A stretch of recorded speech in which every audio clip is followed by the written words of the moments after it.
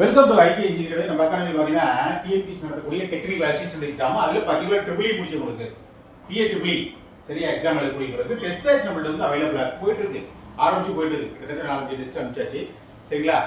அது வந்து ஆன்லைன் நடக்கக்கூடிய டெஸ்ட். நீங்கள் வந்து கொஸ்டின் ஆன்சர் பிறகு அனுப்புவோம். அதை பார்த்து நீங்கள் டெஸ்ட் ஓனா எழுதி பார்த்து ஆன்சர் வச்சு ரெஃபர் பண்ணி பார்க்கலாம். நீங்கள் ஓனா ரெஃபர் பண்ணி எந்த லெவலில் நம்ம இருந்துட்டு இருக்கோம், எக்ஸாம் வந்து எந்த அளவுக்கு நம்ம ப்ரிப்பேர் பண்ணிட்டு இருக்கோம், இது போதுமான அதிகமாக படிக்கணுமா அப்படிங்கிறதா நீங்கள் வந்து உங்களை நீங்களே அனலைஸ் பண்ணி ஒரு முடிவு பண்ணலாம் சரிங்களா. அந்த டெஸ்ட் பேட்சிங் ரொம்ப யூஸ்ஃபுல்லான ஒன்று. உங்களுக்கு ஏற்கனவே படிச்சுட்டு மட்டும் போகிறோம் அப்படிங்கிற மாதிரி இல்லாமல் டெஸ்ட் பேட்ச் எழுதும் போது டெஸ்ட் எழுதி பார்க்கும்போது தெரியும் நம்ம என்னென்ன மிஸ்டேக்ஸ் பண்ணுறோம், இதெல்லாம் குறைக்கணும், என்ன பண்ணுறது, மேற்கொண்டு எவ்வளோ படிக்கணும், எவ்வளோ இம்ப்ரூவ் பண்ணணும் அப்படிங்கிற விஷயத்தான் நீங்கள் வந்து தெரிஞ்சுக்கலாம். ஸோ இதோட அமௌண்ட் பார்த்தீங்கன்னா 1500 மட்டும் தான். டெஸ்ட் பேட்ச் ஜாயின் பண்ணணும் அப்படின்னா சரிங்களா. ஸ்கிரீன் நம்பரை கான்டெக்ட் பண்ணி உடனே ஜாயின் பண்ணுறதுக்கு முயற்சி பண்ணி லேட் பண்ணாங்க. Thank you very much.